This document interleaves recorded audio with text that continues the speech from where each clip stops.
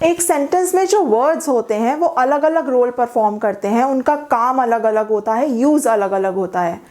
तो जो उनका यूज़ होता है सेंटेंस में, उसके हिसाब से हम वर्ड्स को कैटेगराइज करते हैं और इन्हीं कैटेगरीज को हम कहते हैं पार्ट्स ऑफ स्पीच। एक सिंपल सा सेंटेंस लेते हैं इंग्लिश में।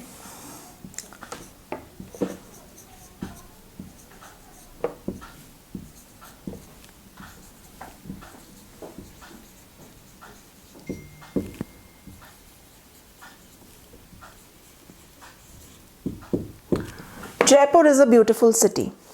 ठीक है, जयपुर जो है एक नाउन है। ये इज़ एक वर्ब है, ये एक आर्टिकल है। ठीक है, ये एक ब्रॉडर कैटेगरी होती है डिटर्मिनर्स की, उसके अंडर आते हैं आर्टिकल्स। 3 आर्टिकल्स होते हैं, ए एंड द, उनके बारे में भी हम डिस्कशन करेंगे। एक होता है ब्यूटिफुल, जो वर्ड है ये है एडजेक्टिव, और ये अगेन है एक नाउन। ठीक है, तो ये अलग अलग कैटेगरीज हैं इस हिसाब से कि ये सेंटेंस में क्या फंक्शन परफॉर्म कर रहे हैं। ठीक है, क्या रोल परफॉर्म कर रहे हैं। तो आज हम इसी पर डिस्कशन करेंगे कि क्या होते हैं डिफरेंट पार्ट्स ऑफ स्पीच। ठीक है, तो 8 है हमारे पास different parts of speech. Number 1 है नाउन, नंबर 2 है प्रोनाउन, नंबर 3 है एडजेक्टिव, नंबर 4 है verb, number 5 adverb, number 6 preposition,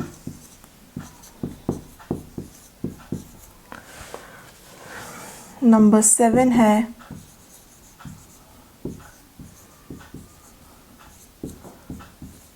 conjunction, और नंबर 8 इंटरजेक्शन। ठीक है, ये 8 पार्ट्स होते हैं, noun, pronoun, adjective, verb, adverb, preposition, conjunction और इंटरजेक्शन। ठीक है, अब एक एक करके समझते हैं कि ये क्या होते हैं और इनका रोल क्या है एग्जाम्पल्स के साथ। ठीक है, let's start with noun. Noun हर वो शब्द है जो नाम है किसी इंसान का, किसी जानवर, पक्षी, जगह का, किसी चीज़ का। ठीक है, तो जो भी शब्द हम यूज़ करते हैं किसी चीज़ को नाम देने के लिए, वो नाउन है। Ronika, Dhruv, cat, dog, white board, marker, ring. ठीक है, जो भी हम नाम देते हैं किसी चीज़ को वो नाउन होता है। ठीक है, let's look at some examples.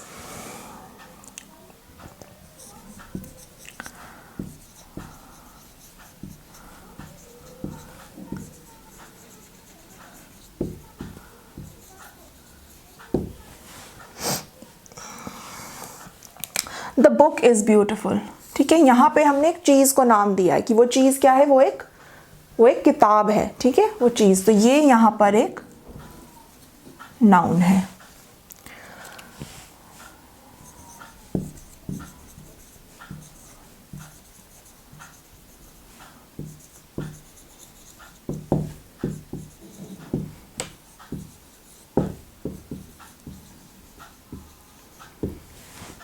Shahjahan build the Taj Mahal. ठीक है, ये नाम है एक मुगल एम्परर का। ठीक है, ये कोई नाम नहीं है, ये कोई नाम नहीं है, लेकिन ये नाम है एक मॉन्यूमेंट का। ठीक है, तो ये भी एक नाउन है।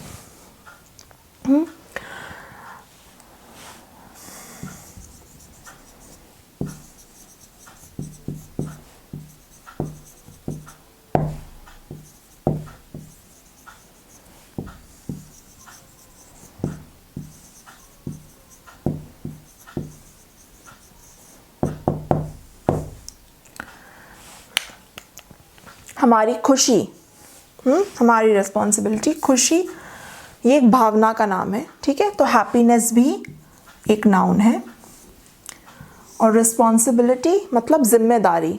ठीक है, तो कोई चीज़ जो हमें करनी है, हमें अपने ऊपर लेनी है, ठीक है, उसका नाम है ये, तो ये भी एक नाउन है। ठीक है, तो जो भी कोई नाम हम देते हैं, इंसान हो, जानवर हो, पक्षी हो, कोई चीज़ हो, कोई भावना हो, कोई जगह हो, ठीक है, वो सब नाउन्स हैं। ठीक है, नाउन की डिफरेंट कैटेगरीज होती हैं, वो हम बाद में डिटेल में करेंगे, लेकिन अभी के लिए आप ये समझिए कि नाउन होता क्या है। नाउन वो है जो भी किसी भी चीज़ का, किसी भी भावना का, कोई लिविंग भी चीज़ हो, नॉन लिविंग चीज़ हो, कुछ भी हो, उसका नाम जो है वो सेंटेंस में नाउन का रोल प्ले करता है। ठीक है, तो ये हमारा फर्स्ट पार्ट ऑफ स्पीच। अब हम आते हैं प्रोनाउन पे। प्रोनाउन वो होता है जो एक नाउन की जगह इस्तेमाल होता है। चलिए एक एग्जाम्पल से ही शुरू करते हैं। सबसे पहले मैं ये लिख रही हूँ, फ्लफी इज माई कैट। ठीक है, अब इस सेंटेंस में दो नाउन्स हैं, एक तो ये कैट हो गया, ठीक है, ये एक जानवर का नाम है। फ्लफी एक पर्टिकुलर जानवर का नाम है, ये कैट का नाम है। ठीक है, एक किसी पर्टिकुलर कैट की बात हो रही है तो ये उसका नाम है और ये जानवर का नाम है, दोनों नाउन्स हैं। Fluffy is my cat, fluffy loves milk, and फिर हम कहते हैं fluffy enjoys sleeping.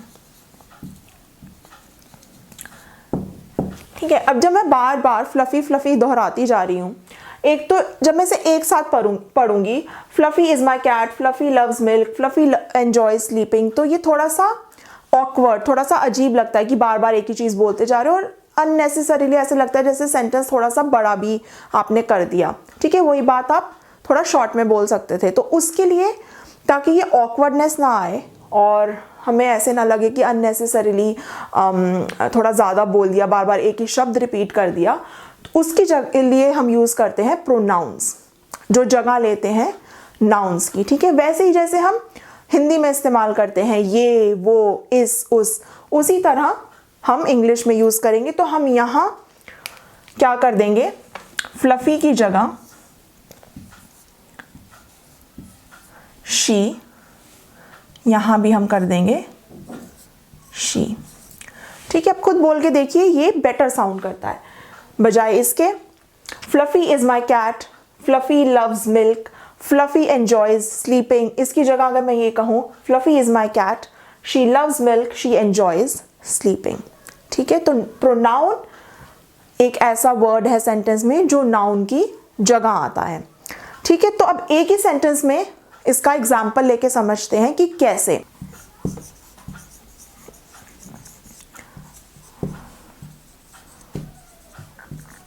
Rahul is studying because he has an exam tomorrow.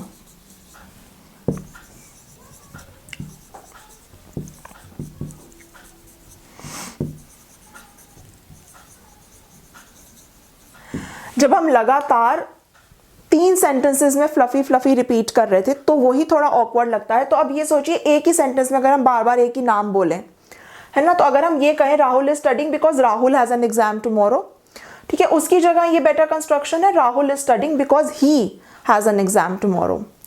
ठीक है, ऐसे ही the socks have holes in them. ठीक है, हम लड़के के लिए ही यूज़ करते हैं, लड़की के लिए शी यूज़ करते हैं, और कोई चीज़ की बात करते हैं तब इट यूज़ करते हैं, और एनिमल्स के लिए हम, यहाँ मैंने शी यूज़ किया, कुछ लोग इट भी यूज़ करते हैं, बट अगर आप को लगता है एनिमल्स को भी सेम रिस्पेक्ट देना चाहिए तो आप उनके लिए भी ही शी यूज़ कर सकते हो। ठीक है, बट हाँ, तो इट जनरली चीज़ों के लिए इस्तेमाल होता है, और प्लूरल में हम दे या देम यूज़ करते हैं कॉन्टेक्स्ट के अकॉर्डिंग। ठीक है, तो यहाँ पे the socks have holes in them, बजाय इसके कि हम ये कहें the socks have holes in the socks. ठीक है, वो बहुत ही ऑकवर्ड, बहुत ही अजीब हो जाता है। तो यहाँ पे ये प्रोनाउन है। ठीक है, ये प्रोनाउन किस नाउन को रिप्लेस कर रहा है, किस नाउन की जगह आया है, राहुल की जगह, है ना। और ये देम जो प्रोनाउन है ये इस नाउन की जगह आया है, ठीक है, सॉक्स की जगह। पूरा ही हम द सॉक्स को एज अ नाउन फ्रेज लेंगे, उसकी डिटेल डिस्कशन बाद की वीडियोस में करेंगे, बट अभी के लिए ये समझिए कि प्रोनाउन जो है वो एक नाउन की जगह आता है ताकि सेंटेंस कंस्ट्रक्शन आपकी ज़्यादा कंसाइज लगे और ऑकवर्ड भी ना लगे, ठीक है। Now let's come to the third part of speech which is an adjective. Adjective वो होता है जो एक नाउन के मीनिंग में कुछ ऐड करता है, ठीक है, नाउन के बारे में कुछ विशेषता बताता है, उसकी कोई क्वालिटी बताता है, कुछ एडिशनल चीज़ बताता है हमें जो नाउन है उसके बारे में, ठीक है। तो एग्जाम्पल एक लेते हैं,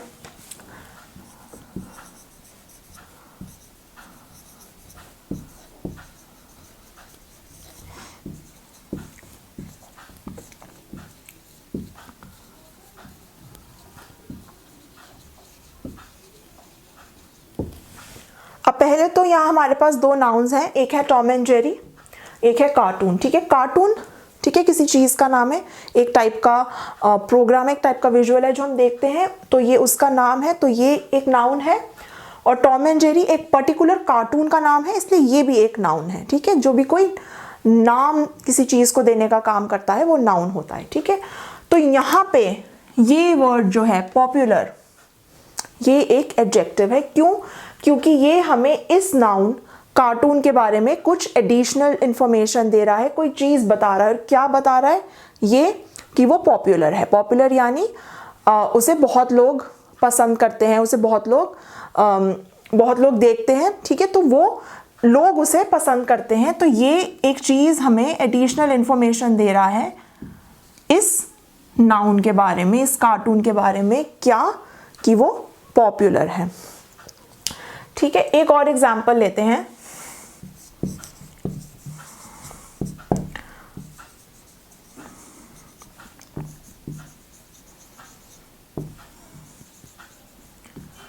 रीटा ओन्स 3 कार्स। अगेन यहाँ हमारे पास दो नाउन्स हैं, एक है रीटा, ठीक है, बंदी का नाम है, कार्स, ठीक है, व्हीकल का नाम है।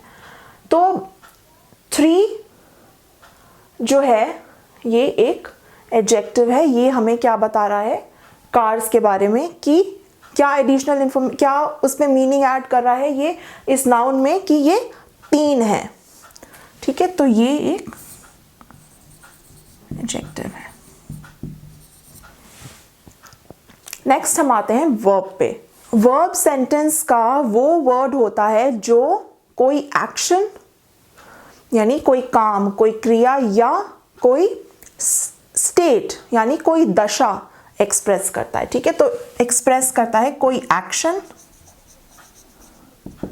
या स्टेट ऑफ बीइंग, किस दशा में कोई इंसान है, कोई चीज़ है, कोई जगह है, ठीक है, कोई दशा बताता है। तो दोनों यूजेस देख लेते हैं।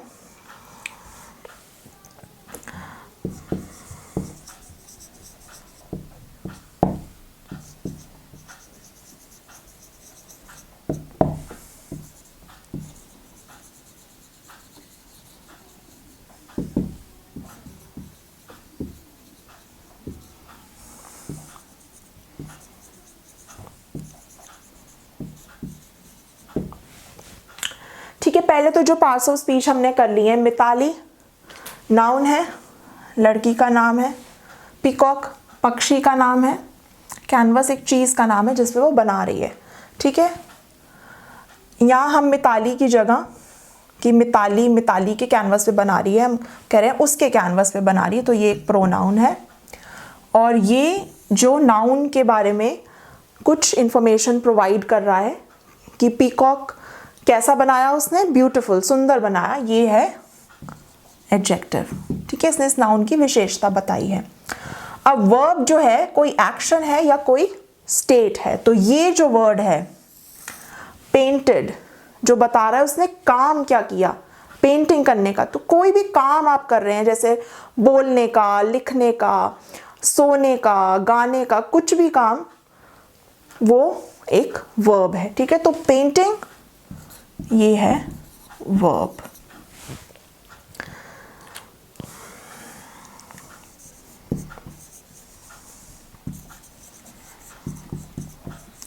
अब देखते हैं दशा का एग्जाम्पल, आई एम हैप्पी, मैं खुश हूं। ठीक है, मेरा स्टेट क्या है, मेरी क्या दशा है, ये कि मैं खुश हूं। तो जो वर्ब उस स्टेट को एक्सप्रेस कर, ये तो खुश बता रहा है। ठीक है, ये जो एक्सप्रेस कर रहा है कि मैं इस दशा में, इस स्टेट में हूं, ये हमारा वर्ब है। ठीक है, तो वर्ब सेंटेंस का वो पार्ट है जो कोई एक्शन या कोई स्टेट बताता है। ठीक है, नेक्स्ट हम आते हैं एडवर्ब पे। जैसे एडजेक्टिव नाउन के बारे में कुछ एडिशनल बताता है, कोई विशेषता बताता है, कोई क्वालिटी बताता है, ऐसे ही काम करता है एडवर्ब। ये किसी सेंटेंस के अकॉर्डिंग, सेंटेंस पे डिपेंड करता है कि किस वर्ड की विशेषता बता रहा है, बट ये किसी एडजेक्टिव, किसी वर्ब या फिर किसी और एडवर्ब के बारे में कोई एडिशनल इंफॉर्मेशन हमें दे सकता है। ठीक है, Ankita spoke confidently.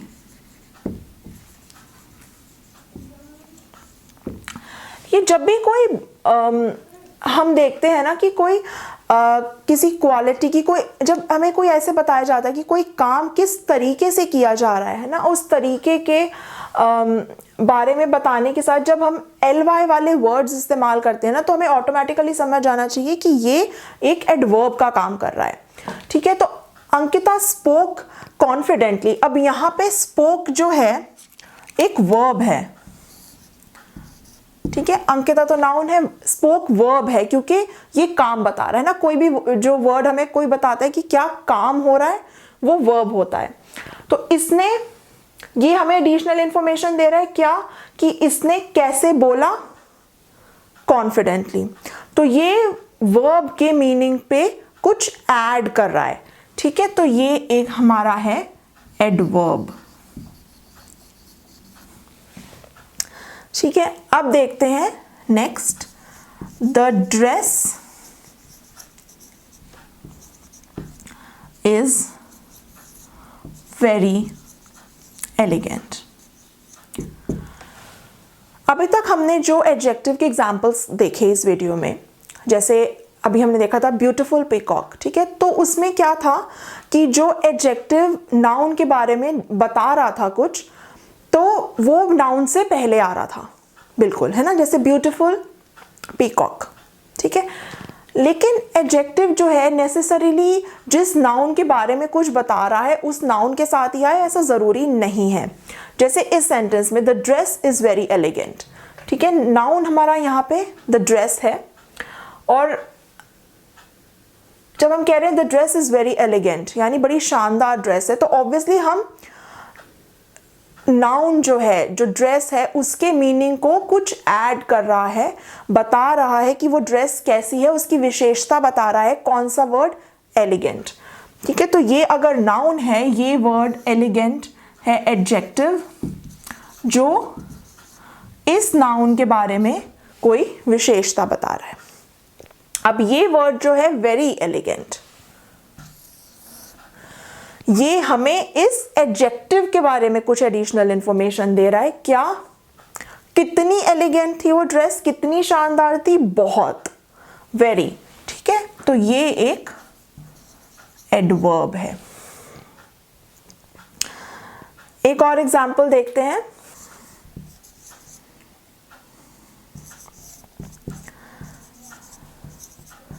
The girl is working on her project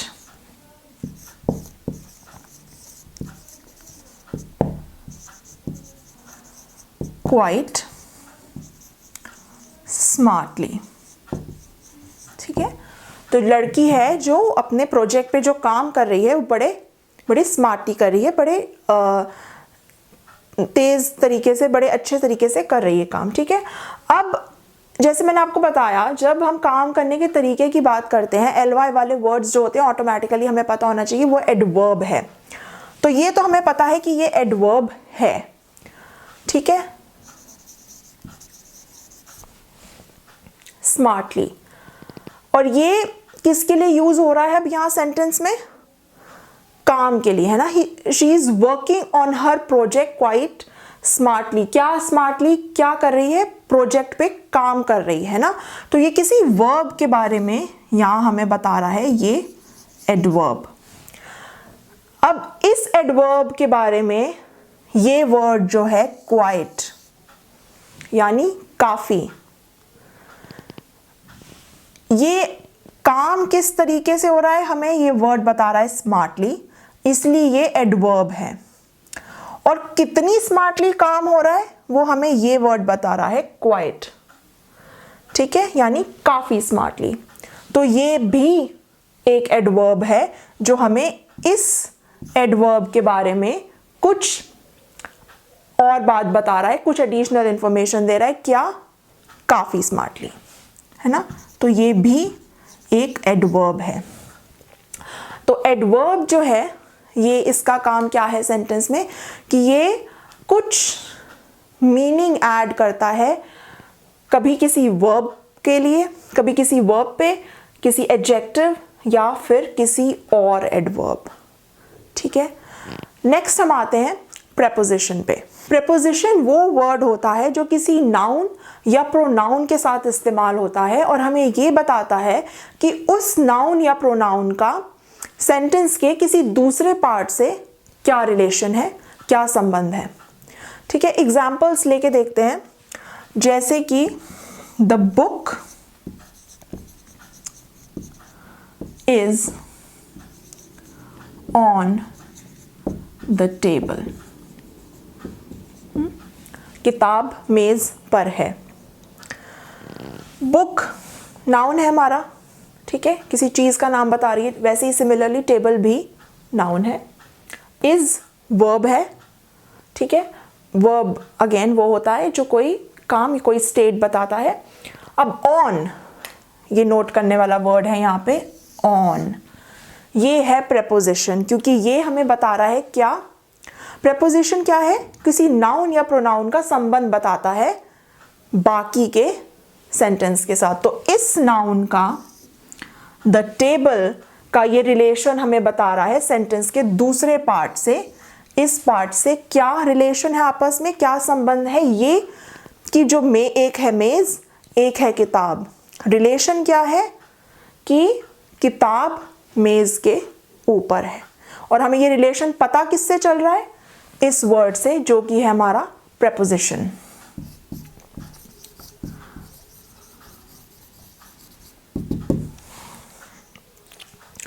एक और ऐसा एग्जाम्पल लेते हैं, the book is under the table. किताब जो है मेज के नीचे है। तो अगेन ये वर्ड हमें बता रहा है कि ये दो सेंटेंस के पार्ट्स का, एक टेबल का और एक बुक का, आपस में रिलेशन क्या है, वो कैसे सेंटेंस में एक दूसरे से कोई उनका संबंध बन रहा है, ठीक है। तो ये वर्ड है प्रेपोजिशन अगेन।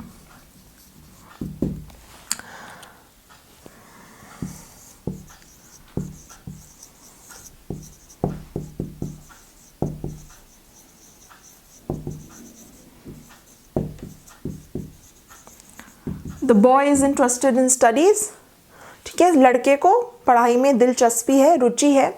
तो अब स्टडीज जो नाउन है, इसका बाकी के सेंटेंस से हमें रिलेशन की, लड़के को किसी चीज़ में दिलचस्पी है और पढ़ाई, और इस दिलचस्पी को जो वर्ड हमें बता रहा है कि ये आपस में रिलेटेड हैं, वो है ये वर्ड इन। तो ये अगेन है एक प्रेपोजिशन, ठीक है। एक चीज़ नोट करिए, जब हम हिंदी में बोलते हैं तो हमारा वर्ड ऑर्डर अलग होता है। वर्ड को नोट करिए, ये क्या वर्ड है? प्रेपोजिशन। जब इसे हम स्प्लिट करते हैं, दो वर्ड्स हुए हमारे पास, प्री पोजिशन, ठीक है। प्री पोजिशन यानी कि प्री हम यूज करते हैं पहले के लिए, पोस्ट हम यूज करते हैं बाद के लिए। तो जब हिंदी में हम बात करते हैं तो प्रेपोजिशन का इक्विवेलेंट हमारे पास एक पोस्ट पोजिशन होता है।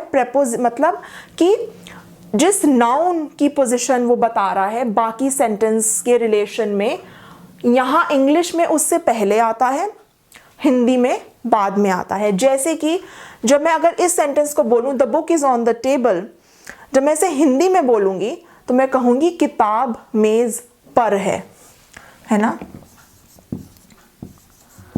मेज पर इंग्लिश में हो जाएगा ऑन द टेबल। ठीक है, तो जो हमारा नाउन है इससे पहले आया है इंग्लिश में, हिंदी में आता है बाद में। Similarly the book is under the table, मेज, किताब मेज के नीचे है, तो मेज के नीचे अंडर द टेबल। ऐसे ही जब मैं कहूँगी हिंदी में तो लड़के को पढ़ाई में दिलचस्पी है। ठीक है, ये एक नोट करने वाली चीज़ है, हम जब इंग्लिश में बात करते हैं तो हम इसे पहले लगाएंगे। ठीक है, डायरेक्ट ट्रांसलेशन इसलिए नहीं करनी चाहिए, आपको लैंग्वेज के रूल्स पता होने चाहिए। तो मेज़ पर है जब हम कहेंगे इंग्लिश में हम उसको नाउन से पहले लगाएंगे, on the book is on the table. Okay, अब नेक्स्ट आते हैं हम कंजंक्शन पे। कंजंक्शन सेंटेंस का वो पार्ट होता है जो कोई शब्दों को या वाक्यों को जोड़ता है। वाक्यों को जोड़ता है मतलब दो अलग अलग वाक्यों को, दो अलग अलग बातों को मिलाकर वो एक लंबा वाक्य बना देता है। ठीक है, तो अब देखते हैं शब्दों को कैसे जोड़ता है। जैसे कि मीता एंड नीता आर सिस्टर्स। ठीक है, मीता एंड नीता आर सिस्टर्स। अब ये दो वर्ड हैं मीता और नीता, इनको ये वर्ड एंड और, ठीक है, ये इनको जोड़ रहा है। अच्छा, एक चीज़ और नोट करिए, जो हिंदी का और होता है वो होता है ये भी और वो भी, है ना। इंग्लिश का जो और होता है उसका मतलब वो नहीं होता, उसका मतलब होता है या। ठीक है, जैसे हम कहेंगे मीता या नीता, जब हमें ये कहना है तब हम इंग्लिश में कहेंगे मीता और नीता। अगर हमें हिंदी वाला बोलना है कि मीता भी और नीता भी, तब हम मीता एंड नीता यूज करेंगे। ठीक है, तो यहां कंजंक्शन है मीता एंड नीता आर सिस्टर्स। अब दो छोटे सेंटेंसेस कनेक्ट करके देखते हैं। जैसे कि मैं कहूं आई लव रोजेस,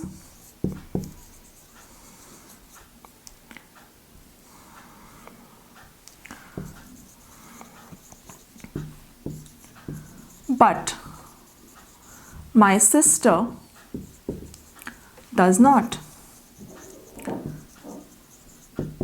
ठीक है, यहाँ पे कहने की ज़रूरत नहीं है does not love roses, मैं सिर्फ इतना कहूँ तो काफ़ी है।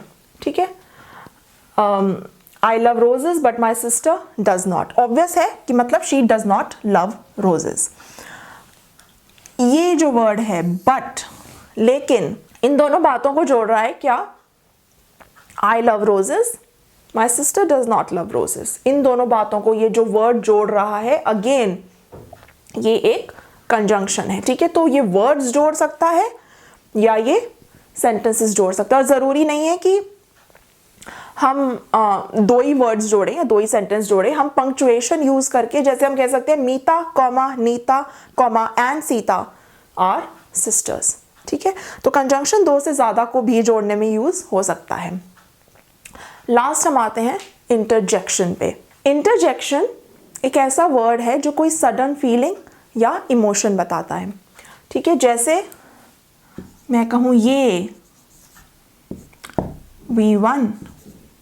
ठीक है, मैं यहाँ एक्सक्लेम कर रही हूँ, मैं खुशी एक्सप्रेस कर रही हूँ, तो यहाँ पे मैं एक्सक्लेमेशन मार्क लगाऊंगी। ये जो ये है हमारे इंटरजेक्शन।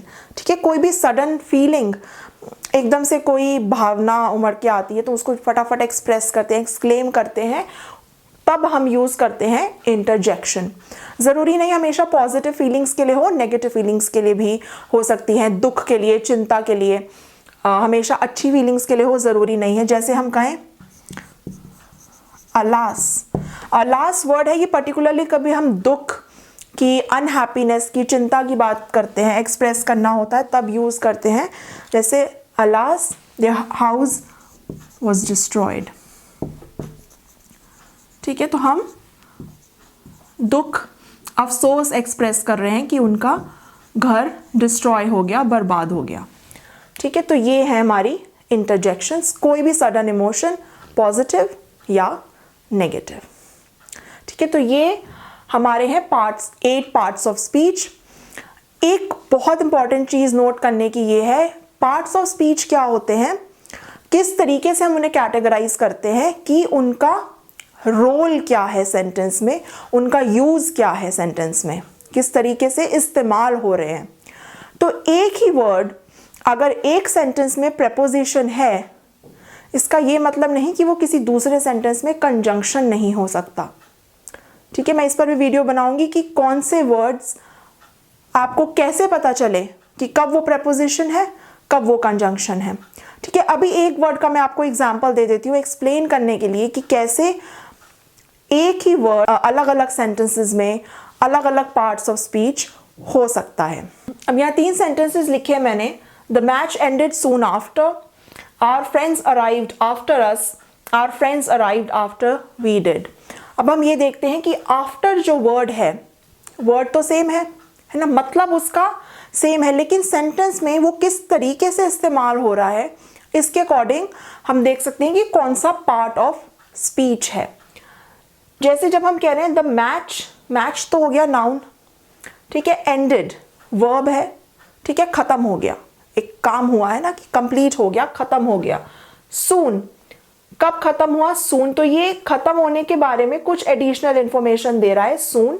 ये हो गया वर्ब, ये हो गया एडवर्ब, और ये भी हो गया एडवर्ब, क्योंकि ये इस एडवर्ब के बारे में कुछ एडिशनल, कुछ मीनिंग ऐड कर रहा है कि किसी एक पॉइंट की बात हो रही है कि उसके कुछ देर बाद वो मैच खत्म हो गया। तो ये जो एंडिंग का प्रोसेस है, इस पे ये ऐड कर रहा है मीनिंग, और इस सून पे ये ऐड कर रहा है मीनिंग। तो ये दोनों ही एडवर्ब्स हैं। यहाँ पे आफ्टर का यूज है कि वो एक एडवर्ब है। Our friends arrived after us. ठीक है, अब एक प्रेपोजिशन क्या होती है, जो एक नाउन या प्रोनाउन का सेंटेंस के बाकी के पार्ट से कुछ रिलेशन बताता है। ये एक प्रोनाउन है। ठीक है, ये सेंटेंस के बाकी के पार्ट से हमें बता रहा है कि सेंटेंस का बाकी का पार्ट क्या कह रहा है कि हमारे फ्रेंड्स आए हमारे बाद। ठीक है, जैसे हमने बात की थी, एक नाउन और प्रोनाउन का रिलेशन बताता है सेंटेंस के दूसरे पार्ट से, वो होता है एक प्रेपोजिशन। ठीक है, तो ये एक प्रोनाउन है और ये आफ्टर जो है इसका रिलेशन बता रहा है सेंटेंस के इस पार्ट से। ठीक है, तो ये एक प्रेपोजिशन है यहाँ पे।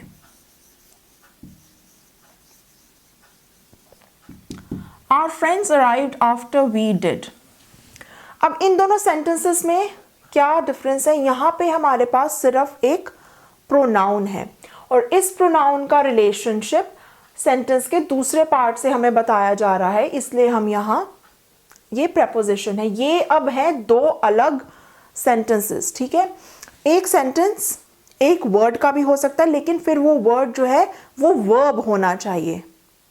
ठीक है, जैसे रन, ये एक कंप्लीट सेंटेंस है। ठीक है, हम सामने वाले को कह रहे हैं भाग, तो वर्ब जो है और कोई पार्ट ऑफ स्पीच हो ना हो, वर्ब सेंटेंस में होना जरूरी है। तो यहां एक वर्ब है हमारे पास अराइव्ड, वो आए। ठीक है, काम हुआ है। व्हेन वी से वी डिड, इसका मतलब यही है वी ऑल्सो अराइव्ड। ठीक है, तो हम डू या उसका पास्ट फॉर्म डिड या डज नॉट, जैसे अभी हमने उसमें किया था I love roses but my sister does not, तो हम डू को अलग अलग तरीकों से इस्तेमाल कर सकते हैं वर्ब रिपीट करने के बजाय। ठीक है, तो हम यहाँ पे जब हम कह रहे हैं our friends arrived after we did, हमारा मतलब है our friends arrived after we arrived. तो वी अराइव्ड भी एक कंप्लीट सेंटेंस है और ये भी एक कंप्लीट सेंटेंस है। और ये वर्ड जो इस सेंटेंस को और इस सेंटेंस को जोड़ रहा है, जो वर्ड जोड़ता है दो वर्ड्स को या सेंटेंसेस को, उसे हम कहते हैं कंजंक्शन।